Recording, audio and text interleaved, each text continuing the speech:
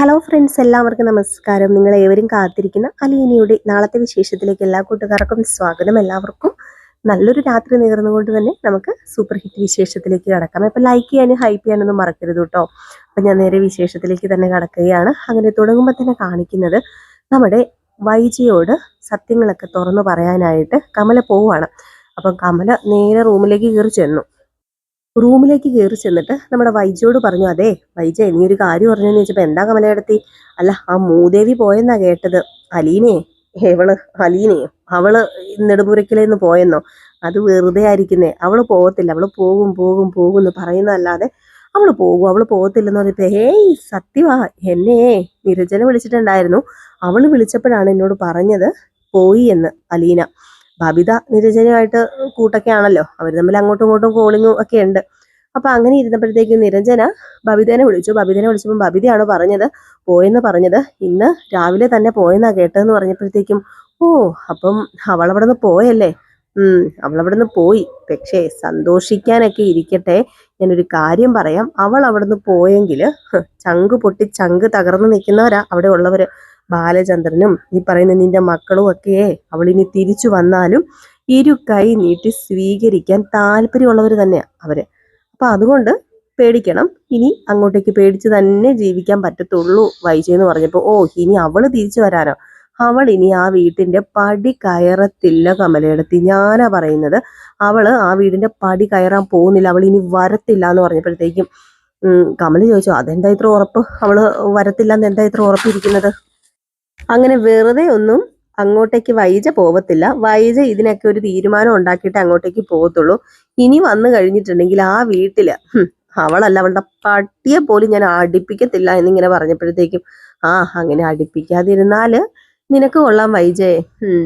ഏതായാലും ബാലചന്ദ്രൻ കൈവിട്ടു പോയി, മക്കളും കൈവിട്ടു പോയി. ഇപ്പൊ അവള് സ്വയമേ ഇറങ്ങിയാ പോയേക്കുന്നത്. അപ്പൊ അതുകൊണ്ട് ഞാനൊന്ന് ഓർമ്മിപ്പിച്ചതേ ഉള്ളൂ. അവൾക്ക് ഇഷ്ടമായിട്ടാണ് ഇറങ്ങിപ്പോയത്.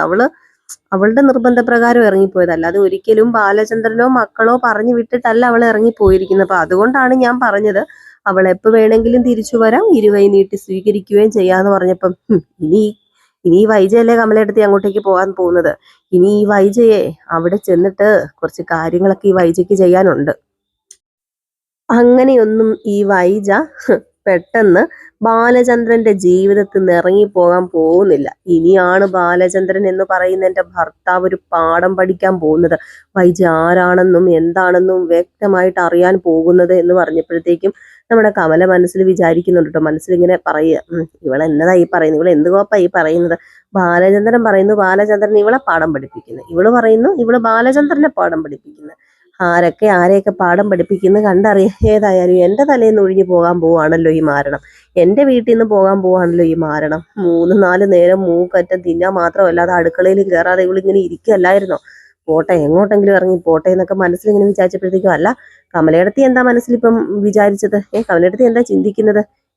ഞാൻ എന്ത് ചിന്തിക്കാനാ, ഞാനൊന്നും ചിന്തിച്ചില്ല. അല്ല, അലീന പോയത് എന്തായിരിക്കും അവളുടെ ഉദ്ദേശം എന്നൊന്നും അറിയത്തില്ലല്ലോ. അങ്ങനെയൊന്നും അവൾ വെറുതെ പോകത്തില്ല. അവള് എന്തെങ്കിലും ഒരു ഉദ്ദേശം അല്ലെങ്കിൽ എന്തെങ്കിലും പാര വെക്കാതെ അവൾ അവിടെ നിന്ന് പോകത്തില്ലെന്ന് അറിയാന്ന് പറഞ്ഞപ്പോഴത്തേക്കും, അല്ല മനു പോയത് അറിഞ്ഞില്ലേ എന്നിങ്ങനെ കമലയോട് വൈജ ചോദിച്ചു വിട്ടു. അപ്പം വൈജ ഒന്ന് ചെറുതായിട്ടൊന്ന് താങ്ങുന്നതാണ്, വെറുതെ അല്ല, ഒന്ന് നല്ല താങ്ങ് കൊടുക്കുന്നതാണ്. കാരണം എന്നാലേ വൈജയുടെ വായ അടയത്തുള്ളത് നന്നായിട്ട്, വൈജയുടെ അല്ല കമലയുടെ വായ അടയത്തുള്ളത് നന്നായിട്ട് വൈജയ്ക്ക് അറിയാം. അപ്പൊ അതുകൊണ്ടാണ് വൈജ അങ്ങനെ ചോദിച്ചപ്പോഴത്തേക്കും കമല പറഞ്ഞല്ല, ഇനിയിപ്പോ എന്തിനാ മനുവിനെ അറിയിക്കുന്നത്? മനുവിനെ അറിയിച്ച് മനുവിനെ ബോധ്യപ്പെടുത്തിയിട്ട് അവക്ക് പോകേണ്ട കാര്യമുണ്ടോ? ഒരിക്കലും അങ്ങനെ ചെയ്യേണ്ട കാര്യമില്ലല്ലോ എന്ന് പറഞ്ഞപ്പോ, അല്ല മനുവാണല്ലോ അവളെ ഇങ്ങോട്ടേക്ക് കയറ്റിക്കൊണ്ട് വന്നത്, അവളുടെ ലോക്കൽ ഗാർഡിയൻ വേണമെങ്കിൽ മനു എന്ന് പറയാലോ എന്ന് പറയുമ്പം, അവളുടെ ലോക്കൽ ഗാർഡിയൻ മനു ആയിരുന്നു വൈജ. പക്ഷെ ഇപ്പം അവളുടെ ലോക്കൽ ഗാർഡിയനും അവളുടെ ഫുൾ ഉത്തരവാദിത്വവും അതുപോലെ അവളുടെ അച്ഛനാണെന്ന് അറിയപ്പെടുന്ന ആളും എല്ലാം ബാലചന്ദ്രൻ തന്നെയാണ്. അപ്പൊ അതുകൊണ്ട് ഇനിയിപ്പം മനുവിന് അതുമായിട്ട് യാതൊരു ബന്ധവുമില്ല. അതിനി കൂട്ടിക്കുഴയ്ക്കാൻ നോക്കണ്ട. ആ കേസ് ഞങ്ങൾ അവിടെ കൊണ്ട് ചാപ്റ്റർ ക്ലോസ് ചെയ്തതാണ്. ഇനി മനുവും അലീനയും തമ്മിലുള്ള ബന്ധം ഉണ്ടാവില്ലല്ലോ. അത് തന്നെ എനിക്കത് മതി, അത് തന്നെ വലിയ കാര്യം. ഞാൻ ആഗ്രഹിച്ചത് എന്താണോ അത് നടന്നു എന്ന് ഉള്ള രീതിയിൽ ഇങ്ങനെ പറഞ്ഞിട്ട് നേരെ നമ്മുടെ കമല അങ്ങ് പോയി കേട്ടോ. ഏതായാലും ഇനിയിപ്പം ഇതുള്ളതാണോ സത്യമാണോ എന്നൊക്കെ അറിയണമല്ലോ. അപ്പം അതിനിടയ്ക്ക് കമല പറഞ്ഞായിരുന്നു, ഇനിയിപ്പോൾ ഉള്ളതാണോ സത്യമാണോ എന്ന് അറിയാൻ വേണ്ടി മക്കളെ വിളിച്ച് നോക്കിയാൽ മതിയല്ലോ വൈജയെന്ന് പറഞ്ഞായിരുന്നു, വൈജയടത്തി നല്ല വൈജയെന്ന് പറഞ്ഞായിരുന്നു. അപ്പൊ അതുകൊണ്ട് തന്നെ നേരെ ഫോൺ എടുത്ത് വിളിക്കുകയാണ് നമ്മുടെ ബബിതേനെ. അങ്ങനെ ബബിത ആദ്യം ഫോൺ റിങ് ചെയ്തിട്ട് എടുക്കണില്ല കേട്ടോ. ദേഷ്യം വന്നു വൈജയ്ക്ക്. പിന്നെ രണ്ടാമത് ഒരു പ്രാവശ്യം കൂടി ഇങ്ങനെ വിളിച്ചപ്പോഴത്തേക്കും ഈ അമ്മയ്ക്ക് എന്നാത്തിന് സൂക്കേടാന്നും പറഞ്ഞിട്ട് ഫോൺ എടുത്തിട്ട് എന്നെ അമ്മയെന്ന് ചോദിച്ചപ്പോഴത്തേക്കും എന്നാടി നീ ആരോടടി ഈ ചാടി കടിക്കുന്നത്, നീ എന്നാടി നിനക്ക് ഇത്ര ദേഷ്യം എന്ന് ചോദിച്ചപ്പോഴത്തേക്കും എനിക്ക് എന്നാ ദേഷ്യം, എനിക്ക് ആരോടും ഒരു ദേഷ്യമില്ല, ദേഷ്യമല്ല അമ്മയ്ക്കല്ലേ, എല്ലാവരെയും ദേഷ്യവും കാണിച്ച് എല്ലാവരെയും വെറുപ്പിച്ചിട്ട് പറഞ്ഞു വിടാനല്ലേ അമ്മയ്ക്ക് അറിയത്തുള്ളൂ എന്ന് പറഞ്ഞപ്പോ ഓ അപ്പൊ കേട്ടതെല്ലാം സത്യമാണല്ലേ, അവിടെ നിന്ന് ആ മൂദേവി ഇറങ്ങിപ്പോയല്ലേ, അപ്പൊ അമ്മയ്ക്ക് മനസ്സിലായല്ലോ ഇവിടെ നിന്ന് ഇറങ്ങിപ്പോയിന്ന്. ഇറങ്ങിപ്പോയി, അവള് കാരണം എന്റെ സമാധാനം നഷ്ടപ്പെട്ടിരിക്കുകയായിരുന്നു. എങ്ങനെയാ അലീന ചേച്ചി കാരണം അമ്മയുടെ സമാധാനം നഷ്ടപ്പെടുന്നത്? എനിക്കറിയാമല്ലാഞ്ഞിട്ട് ചോദിക്കുകയാണ്. അലീന ചേച്ചി കാരണം എങ്ങനെ അമ്മയുടെ സമാധാനം നഷ്ടപ്പെടും? എനിക്ക് തോന്നുന്നില്ല. അമ്മ കാരണം അലീന ചേച്ചിക്കല്ലേ സമാധാനം ഇല്ലാതിരുന്നത്. വന്നപ്പം മുതൽ സമാധാനക്കേട്, അമ്മ ഈ വീട്ടിൽ നിന്ന് ഇറങ്ങിപ്പോയപ്പോൾ മുതൽ സമാധാനക്കേട്. അമ്മ ഈ വീട്ടിൽ നിന്ന് ഇറങ്ങിപ്പോയിട്ട് സമാധാനം കൊടുത്തിട്ടുണ്ടോ അലീന ചേച്ചിക്ക്? ഇല്ലല്ലോ. ഒരു തുള്ളി സമാധാനം കൊടുത്തിട്ടുണ്ടോ? ഒരു തുള്ളി എന്നല്ലാട്ടോ, ഒരു ഉറ്റ് സമാധാനം കൊടുത്തിട്ടുണ്ടോ? ഒരിക്കലും ഇല്ലല്ലോ. പിന്നെ അമ്മ എന്ത് ഇത് വെച്ചാണ് പറയുന്നത് അമ്മയ്ക്ക് സമാധാനം തന്നില്ല എന്ന് പറയുന്നത്? അങ്ങനെയൊന്നും പറയരുത്. കാരണം കണ്ടു നിൽക്കുന്നവർക്കും കേട്ട് നിൽക്കുന്നവർക്കൊക്കെ നന്നായിട്ട് അറിയാം ബാക്കിയുള്ളവരാരും പൊട്ടന്മാരല്ല. അതുകൊണ്ട് അമ്മ കണ്ണടച്ചിരുട്ടാക്കാനൊന്നും നോക്കണ്ട. ഇവിടെ സമാധാനക്കേട് വേറെ ആർക്കും അല്ലായിരുന്നു. അത് സമാധാനക്കേട് അലീന ചേച്ചിക്ക് തന്നെ ആയിരുന്നു. ആ സമാധാനക്കേട് കാരണം അലീന ചേച്ചി ഇവിടെ നിന്ന് ഇറങ്ങി പോയതെന്ന് അമ്മ ഓർത്തോളം എന്ന് പറഞ്ഞപ്പോഴത്തേക്കും അപ്പൊ അവള് പോയല്ലോ അല്ലേ? പോയി, അതാണല്ലോ അമ്മയ്ക്ക് കേൾക്കേണ്ടത്. അലീന ചേച്ചി ഇവിടെ നിന്ന് എന്നേക്കുമായിട്ട് പോയിട്ടുണ്ടെന്ന് പറഞ്ഞപ്പം അപ്പം അവള് പോയെങ്കിൽ ഇനിയിപ്പം നെടുമ്പുരയ്ക്കൽ വീട്ടിലേക്ക് എനിക്ക് വരുന്നതിന് തടസ്സമൊന്നും ഇല്ലല്ലോ. അല്ലെങ്കിൽ പിന്നെ നെടുമ്പുഴയ്ക്കൽ വീട്ടിലേക്ക് അമ്മയ്ക്ക് കയറി വരുന്നതിന് തടസ്സം ഉണ്ടായിരുന്നോ? അമ്മയ്ക്കായിരുന്നല്ലോ തടസ്സം, അല്ലാതെ ഞങ്ങൾക്ക് ആർക്കും അമ്മയോടൊരു ദേഷ്യമോ തടസ്സമോ അല്ലെങ്കിൽ ഇങ്ങോട്ട് കയറി വരുന്ന ഇഷ്ടമില്ലായ്മയൊന്നും ഇല്ലാന്ന് പറഞ്ഞപ്പോഴത്തേക്കും അവള് പോയി കഴിഞ്ഞപ്പോഴത്തേക്കും നീ എന്താടി എന്നെ സോപ്പിടുവാണോ എന്ന് ചോദിച്ചപ്പോഴത്തേക്കും അയ്യേ അമ്മേനെ സോപ്പിടാനോ? എന്തിനാ അമ്മേനെ ഞാൻ സോപ്പിടണത്? എനിക്ക് അമ്മേനെ സോപ്പിടേണ്ട യാതൊരു കാര്യവുമില്ല. അമ്മയ്ക്ക് ഇവിടെ വരാം, അത് വേണമെങ്കിൽ മാത്രം, ഇഷ്ടമുണ്ടെങ്കിൽ മാത്രം. ഇല്ലെങ്കിൽ ഞാനും കൃഷ്ണമോളും അതുപോലെ രോഹിത്തും എൻ്റെ അച്ഛനും ഒക്കെ കൂടി സമാധാനത്തോടു കൂടി ഞങ്ങളിവിടെ ജീവിക്കുന്നു പറഞ്ഞപ്പോൾ അപ്പൊ ഞാനല്ലേടി നിന്റെ സമാധാനക്കേട്, നിന്റെ അച്ഛൻ്റെയും നിന്റെ അനിയത്തിയുടെയും ചേട്ടൻ്റെ ഒക്കെ സമാധാനം കളഞ്ഞ് ഞാനാണെന്നല്ലേ നീ പറഞ്ഞു വരുന്നെന്ന് പറഞ്ഞപ്പം എൻ്റെ പൊന്നമ്മ എഴുതാപ്പുറം വായിക്കാതെ. അതുകൊണ്ട് ഞാൻ പറയാം, എനിക്ക് കൂടുതൽ നേരം അമ്മയോട് സംസാരിക്കാനോ ഒന്നും എനിക്ക് താല്പര്യമില്ല. ഞാൻ വല്ലാത്തൊരു സ്റ്റേജിലാണ് ഞങ്ങളിപ്പോൾ ഇവിടെ നിൽക്കുന്നത്. അലീന പോയതിന്റെ സ്റ്റേജ് ആയിരിക്കുമല്ലേ എന്ന് ചോദിച്ചപ്പോഴത്തേക്കും അതിപ്പോ ഏതും ആയിക്കോട്ടെ, എനിക്ക് അമ്മയോട് തർക്കിച്ചുകൊണ്ട് നിൽക്കാനോ അമ്മയോട് ഇപ്പം എന്തെങ്കിലും പറഞ്ഞ് വാശിപ്പുറത്ത് എന്തെങ്കിലും പറഞ്ഞ് വഴക്കുണ്ടാക്കാനോ ഒന്നും യാതൊരു താല്പര്യമില്ല. ഞാൻ ഫോൺ വെച്ചേക്കുക, അമ്മയ്ക്ക് ഇഷ്ടമുള്ളപ്പോൾ ഇങ്ങോട്ടേക്ക് വരാം. എനിക്ക് അത്ര മാത്രമേ പറയാനുള്ളൂ. ഇത് ഞങ്ങളുടെ വീടും കൂടെ മാത്രമല്ല, ഞങ്ങളുടെ അച്ഛനും അമ്മയും കൂടെ ഒരുമിച്ച് താമസിക്കുന്നത് തന്നെയാണ് ഞങ്ങൾക്കും ഇഷ്ടം. അത് ഞങ്ങളുടെ ആഗ്രഹം മാത്രമല്ല, അലീന ചേച്ചിയുടെ ആഗ്രഹം അത് തന്നെയാണ്. ചേച്ചി ഇവിടുന്ന് പോയപ്പോഴും പറഞ്ഞത് രണ്ടുപേരും ഒരുമിച്ച് ജീവിക്കണം, അത് കാണണം എന്ന് മാത്രമാണ്. അതുപോലും മനസ്സിലാക്കാനുള്ള ഒരു കഴിവും അല്ലെങ്കിൽ ഒരു വിവരവും ബോധവും ഇല്ലാതായി പോയല്ലോ എൻ്റെ അമ്മയ്ക്ക് ഓർത്തിട്ട് എനിക്ക് സത്യം പറഞ്ഞ പുച്ഛം തോന്നുവാന്ന് പറഞ്ഞിട്ട് ഫോൺ കട്ട് ചെയ്യുകയാണ് കേട്ടോ നമ്മുടെ ബബിത ഫോൺ കട്ട് ചെയ്ത് കഴിഞ്ഞപ്പോഴത്തേക്കും വൈജയ്ക്കാണെങ്കിൽ അവളുടെയൊക്കെ അഹങ്കാര വർത്താനം കണ്ടില്ലേ, ഞാനങ്ങ് ചെല്ലട്ടെ, എല്ലാത്തിനെയും ഞാനൊരു പാഠം പഠിപ്പിക്കുന്നുണ്ട് എന്നൊക്കെ ഇങ്ങനെ സ്വയമേ ഇങ്ങനെ പറയാണ് കേട്ടോ. അപ്പൊ ഈ ഒരു സമയത്ത് നമ്മുടെ ഗംഗാധര മേനോനും ശിവശങ്കര മേനോനും കൂടി നേരെ ചെല്ലുകയാണ് വൈജയുടെ അടുത്തേക്ക്. അങ്ങനെ വൈജയുടെ അടുത്തേക്ക് ചെന്നപ്പോഴത്തേക്കും തന്നെ കാര്യം വൈജയ്ക്ക് പിടികിട്ടി. ഇപ്പം വൈജ പറഞ്ഞു, ഇങ്ങോട്ടേക്ക് വന്നത് എന്തിനാണെന്ന് എനിക്ക് മനസ്സിലായി രണ്ടുപേരും കൂടി എന്ന് പറഞ്ഞപ്പം നിനക്ക് മനസ്സിലായല്ലോ, അപ്പൊ നിന്റെ തീരുമാനം എന്താ? ഇനി എന്താണ് ചെയ്യേണ്ടത്? എനിക്കൊരു പരിധിയിൽ കൂടുതൽ ഇവിടെ നിൽക്കാൻ പറ്റത്തില്ല, എനിക്കും കൊണ്ടൊരു കുടുംബം എന്ന് ഗംഗാധരൻ പറഞ്ഞപ്പം അല്ല, ഇവിടെ ഗംഗേട്ടനോട് നിൽക്കാൻ ഞാൻ പറഞ്ഞോ? ആരെങ്കിലും പറഞ്ഞോ? ഇല്ലല്ലോ. എൻ്റെ ജീവിതമാണ്, അത് വേണോ വേണ്ടയോ അല്ലെങ്കിൽ അത് തുടരണോ എന്നൊക്കെ ഞാൻ തീരുമാനിച്ചോളാം. അത് തീരുമാനം എടുക്കാനുള്ള കഴിവും പ്രാപ്തിയൊക്കെ എനിക്ക് ഉണ്ടെന്ന് പറഞ്ഞപ്പോൾ അതിനുള്ള കഴിവും പ്രാപ്തിയും നിനക്കുണ്ട്, അതുകൊണ്ടാണല്ലോ ഇപ്പം ജീവിതം തകർന്ന് നീ ഇപ്പൊ ഇവിടെ വന്ന് നിൽക്കുന്നതെന്ന് പറഞ്ഞപ്പോഴത്തേക്കും എൻ്റെ ജീവിതം തകർന്നെന്ന് ആരാ പറഞ്ഞേ? എൻ്റെ ജീവിതം തകർന്നിട്ടില്ല, അലീന പോയി. ഇനിയിപ്പം പഴയതുപോലെ തന്നെ ഞാൻ നെടുമ്പുരയ്ക്കിലേക്ക് ചെല്ലും.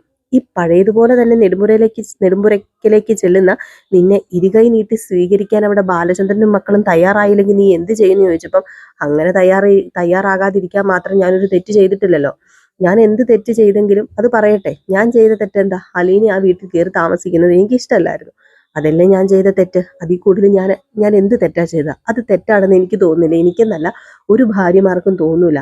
ഒരു വേലക്കാരിയായിട്ട് അല്ലെങ്കിൽ സർവൻ്റ് ആയിട്ട് വന്ന ഒരു പെണ്ണിനെ അവിടെ കയറ്റി വെച്ച് ഉറപ്പിച്ച് താമസിപ്പിക്കുക എന്ന് പറഞ്ഞു കഴിഞ്ഞിട്ടുണ്ടെങ്കിൽ അത് ഒരു ഭാര്യമാർക്കും അംഗീകരിക്കാൻ പറ്റുന്ന കാര്യമല്ല. ഇപ്പൊ ഒന്ന് ഓർത്ത് നോക്കിയേ, കമലേട്ടത്തിയാണെങ്കിൽ അത് അംഗീകരിക്കുമോ? അതുപോലെ തന്നെ ഗംഗേട്ടന്റെ ഭാര്യ മാലതിയെടുത്തിയാണെങ്കിൽ അതിന് സമ്മതിക്കുമോ?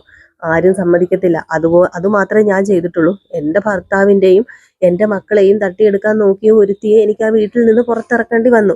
ആ തെറ്റാ ഞാൻ ചെയ്തിട്ടുള്ളൂ. വേറെ എന്ത് തെറ്റാ ഞാൻ ചെയ്തിട്ടുള്ളത്? പറയാൻ പറഞ്ഞപ്പോഴത്തേക്കും തെറ്റുകൾ പലതും നീ ചെയ്തിട്ടുണ്ട്, അതെല്ലാം എന്നെ കൊണ്ട് എണ്ണി എണ്ണി ഓരോന്നിങ്ങനെ പറയിപ്പിക്കരുത്, അത് കൂടെ കൂടെ നീ ഓർമ്മിപ്പിക്കരുത് വൈജയ എന്ന് ഗംഗാധരമേനോൻ പറഞ്ഞു കഴിഞ്ഞപ്പോഴത്തേക്കും ഞാൻ എന്ത് തെറ്റാ ചെയ്തത്? നിങ്ങൾ ഈ പറയുന്ന തെറ്റ് ഞാനല്ല ചെയ്തത്, നിങ്ങളാണ് ചെയ്തത്. നിങ്ങൾ എന്നെ കൊണ്ട് ചെയ്യിപ്പിക്കുകയാണ് ചെയ്തത്. ഞാനൊരു തെറ്റും ചെയ്തിട്ടില്ല. എനിക്കൊരു ജീവിതം വേണ്ട എന്നും പറഞ്ഞ് മാറി നിന്നവളാണ്. എന്നെ ഒരു വിവാഹം കഴിപ്പിച്ചതും നിർബന്ധിച്ചൊരു വിവാഹം കഴിപ്പിച്ചതും ഈ ഒരു അവസ്ഥയിൽ കൊണ്ട് നിർത്തിയ നിങ്ങളാണ്. അപ്പം നിങ്ങളോടല്ലേ ഞാൻ ചോദിക്കുന്നത്, നിങ്ങളാ തെറ്റുകാർ, ഞാനല്ല തെറ്റുകാർ എന്ന് പറഞ്ഞ് അങ്ങോട്ട് വൈജയുടെ വായടയ്ക്കാൻ ആരെ കൊണ്ടെങ്കിലും പറ്റുമോ? ഗംഗാധരന് നല്ലപോലെ തരിച്ചു കയറുന്നുണ്ട്. പക്ഷേ കല്യാണം കഴിഞ്ഞ് 3 മക്കളുടെ അമ്മയും കൂടി ആയിപ്പോയി. ഇനി തല്ലിക്കഴിഞ്ഞിട്ടുണ്ടെങ്കിൽ ഗംഗാധരന് തന്നെയല്ലേ നാണക്കേട്. പിന്നെ കാണിക്കുന്ന സീൻ എന്ന് പറഞ്ഞു കഴിഞ്ഞിട്ടുണ്ടെങ്കിൽ നമ്മുടെ അലീനയും ബാലചന്ദ്രനാണ് കേട്ടോ. അപ്പൊ അലീനയും ബാലചന്ദ്രനും ഇങ്ങനെ പോവുകയാണ്. അപ്പൊ ഇതിനിടയിൽ നമ്മുടെ അലീനയും ബാലചന്ദ്രനും ഒരു സ്ഥലത്ത് നിർത്തിയിട്ടോ, വണ്ടി നിർത്തിയിട്ട് റെസ്റ്റ് ചെയ്തിട്ടൊക്കെയാണല്ലോ പോകുന്നത്. അപ്പൊ ഒരു സ്ഥലത്ത് വണ്ടി നിർത്തി. അപ്പൊ അലീന ഇറങ്ങി ഇങ്ങനെ ഇരിക്കുകയാണ്. അപ്പൊ ബാലചന്ദ്രന് ഇനിയിപ്പൊ പറയാതിരുന്നാൽ ശരിയാവില്ലെന്നറിയാം. കാരണം എങ്ങോട്ടേക്കാണ് പോകുന്നത്, എന്തിനാണ്, ആരുടെ അടുത്താണ് എന്നൊക്കെ പറയാതിരുന്നാൽ ശരിയാവില്ലെന്ന് അറിയാലോ. അപ്പൊ അതുകൊണ്ട് തന്നെ പതുക്കെ അലീനോട് പോയി ചോദിച്ചു, അലീനെ നിനക്കറിയാമോ നീ എങ്ങോട്ടേക്കാ ഇപ്പൊ പോകാൻ പോകുന്നത്, നിനക്കറിയാമോ എന്ന് ചോദിച്ചപ്പോഴത്തേക്കും അത് പിന്നെ അച്ഛാ കൊളുത്തുപുഴയിലേക്ക്, ഞാൻ കൊളുത്തുപുഴയിലേക്കല്ലേ പോകുന്നത്. അതൊക്കെ ശരിയാണ്. ഈ കൊളുത്തുപുഴയില് നിനക്ക് ആരാ ഉള്ളതെന്ന് അറിയാമോ എന്ന് ചോദിച്ചപ്പോഴത്തേക്കും കൊളുത്തുപുഴയിൽ ആരാ, ഞാൻ അവിടെ ജോലിക്ക് നിൽക്കാൻ പോകുന്ന വീട്ടിലുള്ളവരൊക്കെ അല്ലേ ഉള്ളത്, വേറെ ആരാ ഉള്ളത് എന്നിങ്ങനെ ചോദിച്ചപ്പോഴത്തേക്കും നിനക്കറിയാത്ത കുറച്ച് കാര്യങ്ങളൊക്കെ ഉണ്ട്. ഞാൻ നിന്നെ ഇങ്ങനെ അണിയിച്ചൊരുക്കി ഒരു വീട്ടിലേക്ക് ഒരു സർവൻ്റ് ആയിട്ട് കൊണ്ടുപോകുന്നു നിനക്ക് തോന്നുന്നുണ്ടോ എന്ന് ചോദിച്ചപ്പോഴത്തേക്കും ഞാനും അത് ആലോചിച്ചായിരുന്നു അച്ഛാ. ഒരു സർവൻ്റ് ആയിട്ട് ഞാൻ പോകുന്ന, ഞാൻ ഒരു സാരിയും അതുപോലെ ആഭരണങ്ങളൊക്കെ ധരിച്ച് അവിടെ ചെല്ലുന്നത് മോശമല്ലേ? ഞാനൊരു സർവൻ്റ് അല്ലേ? അപ്പം ഞാൻ അങ്ങനെ ചെല്ലുമ്പോഴത്തേക്കും അത് ശരിയാവുമെന്ന് ചോദിച്ചപ്പോഴത്തേക്കും അത് തന്നെയാണ് പറഞ്ഞത്. നീ സർവൻ്റ് ആയിട്ടാണ് അങ്ങോട്ടേക്ക് പോകുന്നതെന്ന് ആരാ പറഞ്ഞത്? നീ ഒരിക്കലും സർവൻ്റ് ആയിട്ടേക്ക് ഒരു വീട്ടിൽ നീ ജോലിക്ക് പോകുന്നതല്ല, നിന്നെ ഒരാൾ വിളിച്ചിട്ട് നീ പോകുന്നതാണ്. അത് വേറെ ആരുമല്ല, നിന്റെ അച്ഛനുണ്ടല്ലോ, നിനക്ക് ജന്മം നൽകിയ നിന്റെ അച്ഛൻ, നിന്റെ അമ്മയുടെ മുൻ കാമുകൻ സ്റ്റാൻലി ജോസഫ് വിളിച്ചിട്ടാണ് ഞാൻ നിന്നെ കൊണ്ടുപോകുന്നതെന്ന് ചോദിച്ചപ്പോഴത്തേക്കും എന്താ അച്ഛാ ഈ പറയുന്നത്? ആര് വിളിച്ചിട്ട്? സ്റ്റാൻലി ജോസഫ് അച്ഛനെ വിളിച്ചെന്നോ? അച്ഛൻ എന്താ ഈ പറയുന്നതെന്ന് ചോദിച്ചപ്പോഴത്തേക്കും അതേ മോളെ, ഞാൻ കഴിഞ്ഞ 3 ദിവസം ഒരു സ്ഥലത്ത് പോയില്ലായിരുന്നോ? ഞാൻ പറഞ്ഞില്ലായിരുന്നു 3 ദിവസം ഞാൻ ഒരു യാത്രയിലായിരുന്നു എന്ന്. അന്ന് ഞാൻ പോയത് വേറെ ആരുടെയും അടുത്തേക്കല്ല, ഞാൻ പോയത് സ്റ്റാൻലി ജോസഫ്, നിന്റെ സ്വന്തം അച്ഛൻ്റെ അടുത്തേക്കാണ് ഞാൻ പോയത്. അവിടെ ചെന്ന് സ്റ്റാൻലി ജോസഫിനെ ഞാൻ കണ്ടു, സംസാരിച്ച് എല്ലാം ഞാൻ വളരെ വ്യക്തമായിട്ട് പറഞ്ഞു. അലീന ആരാണെന്നും അലീന തൻ്റെ കുഞ്ഞാണെന്നും ഒക്കെ അയാൾ അറിഞ്ഞു. അതുപോലെ തന്നെ അയാൾ നിന്നെ വന്ന് കാണുകയും ചെയ്തു, നിന്നോട് ചെറിയ രീതിയിൽ സംസാരിക്കുകയും ചെയ്തു എന്ന് പറഞ്ഞപ്പോൾ അച്ഛൻ എന്തൊക്കെയാ പറയുന്നത് എനിക്ക് മനസ്സിലാവുന്നില്ല. എന്നെ എൻ്റെ അച്ഛൻ കണ്ടെന്നോ? അപ്പൊ ഞാൻ എൻ്റെ അച്ഛനെ കണ്ടില്ലേ എന്നൊക്കെ ഇങ്ങനെ ചോദിച്ചു കേട്ടോ. അപ്പോഴത്തേക്കും നമ്മുടെ ബാലചന്ദ്രൻ പറഞ്ഞു, ഏതായാലും നമ്മൾ പോകുന്നത് ഇപ്പം നീ നിന്റെ അച്ഛൻ്റെ അടുത്തേക്കാണ്. ഇനി നീ നിന്റെ അച്ഛൻ്റെ കൂടെ ആയിരിക്കും, നിനക്ക് ജന്മം നൽകിയ നിന്റെ അച്ഛൻ്റെ കൂടെ. നീ ഇനി അനാഥയല്ല, അത് നീ മനസ്സിലാക്കണം. ഇനി നീ അനാഥയല്ല, നീ നിന്റെ അച്ഛൻ്റെ കൂടെ ജീവിക്കാൻ വേണ്ടി, നീ അച്ഛൻ്റെ കൂടെ താമസിക്കാൻ വേണ്ടി ആണ് അങ്ങോട്ടേക്ക് പോകുന്നത് എന്ന്. ഇത് കേട്ടതും അലീന വല്ലാണ്ട് ഷോക്കായി പോയിട്ടോ. അപ്പം അലീന വല്ലാണ്ട് അത്ഭുതത്തോടു കൂടി ഇങ്ങനെ നിൽക്കുകയാണ്. അപ്പം ബാക്കി കഥയും ഒക്കെ ആയിട്ട് നാളെ കാണാം. നമുക്ക് ഇനിയിപ്പോൾ എന്താ സംഭവിക്കാൻ പോകുന്നതെന്നൊക്കെ നമുക്ക് നാളത്തെ കഥയിൽ അറിയാം അല്ലേ. അപ്പം എല്ലാവരും കാത്തിരിക്കുക കേട്ടോ. അപ്പം രാവിലെ തന്നെ നമ്മൾ വിശേഷം പോസ്റ്റ് ചെയ്യുന്നതായിരിക്കും. അതുപോലെ വൈകിട്ട് പ്രമോ വിശേഷവും അതുപോലെ തന്നെ അപ്കമിങ് വിശേഷം നമ്മൾ ഇടുന്നുണ്ട്. അത് റിയൽ സ്റ്റോറി ന്യൂ എന്ന് പറയുന്ന ഒരു ചാനലിനകത്താണ്. അതിനകത്ത് നമ്മൾ അപ്കമിങ് വിശേഷം പോസ്റ്റ് ചെയ്തിട്ടുണ്ട് കേട്ടോ. അപ്പോൾ ഒന്ന് കയറി നോക്കിയാൽ നിങ്ങൾക്ക് കാണാം. നമ്മൾ പോസ്റ്റിൽ ലിങ്ക് കൊടുത്തിട്ടുണ്ട്. അപ്പോൾ എല്ലാവർക്കും വീണ്ടും നല്ല ശുഭരാത്രി നേർന്നുകൊണ്ട് നിർത്തുന്നു. Tata, bye bye. ലൈക്ക് ചെയ്യാനും ഹൈപ്പ് ചെയ്യാനും മറക്കല്ലേ.